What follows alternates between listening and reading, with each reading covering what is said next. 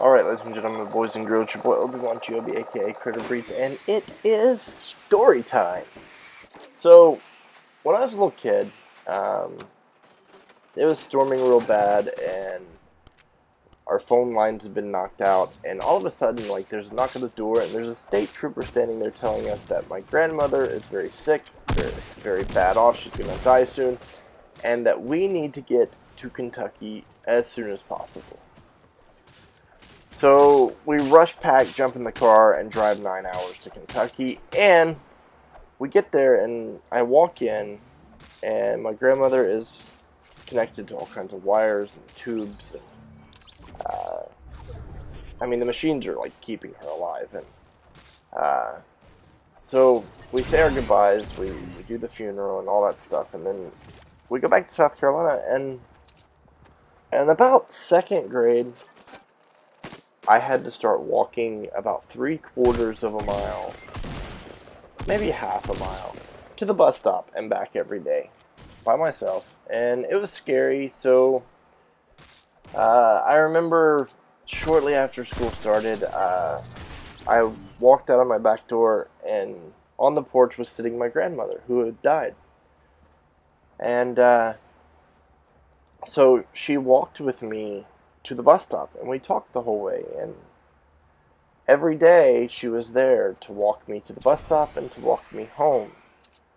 No one else ever saw her, and it was weird because I thought that was like my grandmother as an angel, because I grew up as a very Christian person in a family that was very strict about Christianity.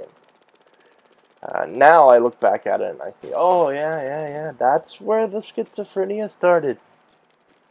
That is exactly where the schizophrenia started. It was right there, hallucinating and seeing people that weren't there, hearing voices that weren't real. Yeah, and the delusions are strong, like, even now.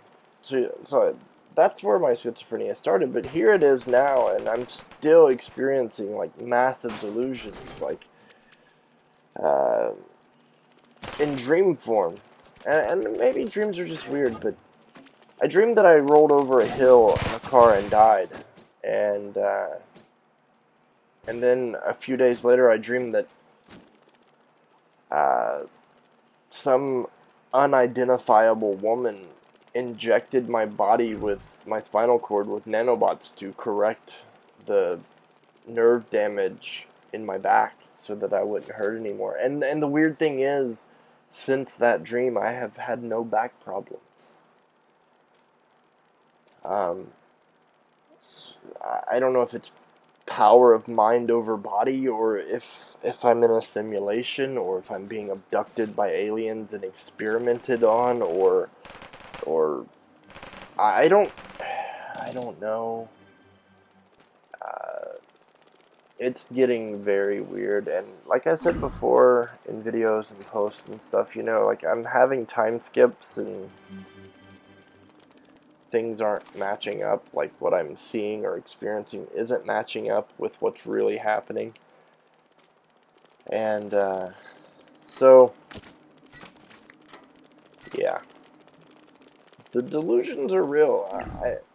You know, maybe you don't understand because you don't have schizophrenia, or I've never dealt with anyone who has, but for me, it's getting really weird. And so yeah, so that's where it started. Like, it started as a young kid, second grade, and I don't know if it's gonna get any better, or if it's gonna get worse. But anyway, here's my death. My team is all dying and dead. There they go. They're all dead. And it's up to me to save the day. But that's not going to happen, because I start getting shot. And I die very fast.